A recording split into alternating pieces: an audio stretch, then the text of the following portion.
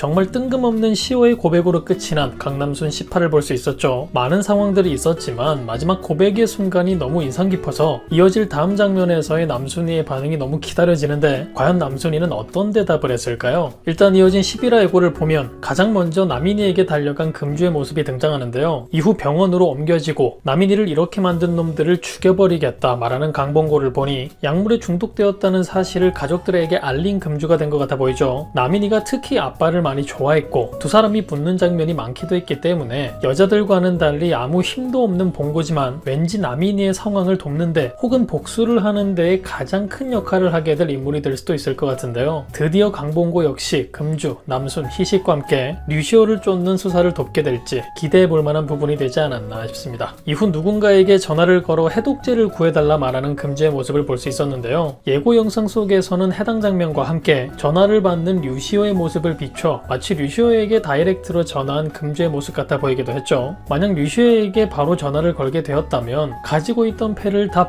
버리고서라도 나민이의 상태를 우선시한 엄마 황금주의 모습이 이어질 것 같은데 그렇게 된다면 무게추는 반대로 기울어 류시오가 많은 패를 쥐게 되겠죠. 때문에 흥미로운 전개가 기대되기도 하고 혹은 류시오가 아닌 다른 사람에게 전화를 건 금주 같아 보이기도 했는데요. 전화통화 장면 이후 어떤 여자를 만나 돈을 건네는 금주의 모습을 아주 잠깐 볼 수 있었죠. 화려한 차림과 액세서리들을 봐서는 류시오의 일을 돕고 있던 김마담이 아닐까 싶은데 18을 통해 해독제에 대한 언급을 하기도 했던 인물이고 황금주와도 비즈니스를 통해 알고 있는 사이이기 때문에 나민이의 상태를 알고 난 이후 가장 먼저 떠올린 사람이 김마담이지 않았을까 싶습니다. 때문에 개인적으로는 류시오에게 직접 전화해 모든 패를 다 까버리게 된 상황보다는 김마담에게 전화를 건 황금주의 상황이 더 유력하지 않을까 싶고 이로써 김마담은 약물의 존재를 알고 있는 금주의 상황까지 알게 되어 수사 인원들을 제외하고 류시오와 황금주 양쪽의 상황을 모두 알게 된 첫 번째 인물이 되지 않을까 싶습니다. 그래서 이 김마담 때문에도 수사에서 어려운 상황들이 생길 것 같아 보이는데 수사를 진행 중인 주인공들에게는 굉장히 불편한 부분이 됐겠지만 흥미로운 전개를 기다리는 우리 시청자들에게는 아주 좋은 장애물이 되어주지 않을까 기대가 되는 인물이기도 합니다. 이후 갑자기 회사를 나오지 않는 남순을 걱정하는 듯한 시호를 볼 수 있었는데요. 유독 남순에게만 건네지는 따뜻한 시호의 목소리라 정말 다른 뜻 없이 이성적으로 남순이가 좋아진 류시오인 건지 그렇다면 진심으로 남순이를 걱정하는 류시오인 건지 아주 헷갈리는 장면이기도 했는데요. 처음엔 복합적인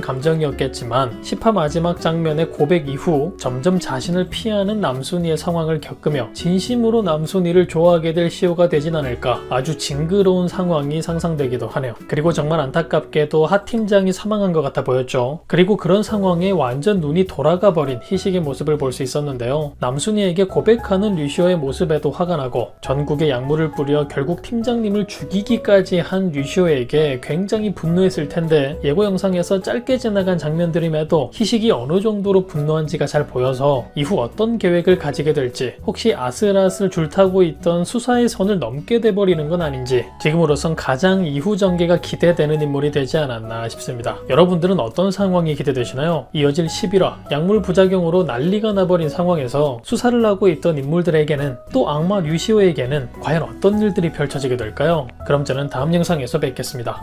감사합니다.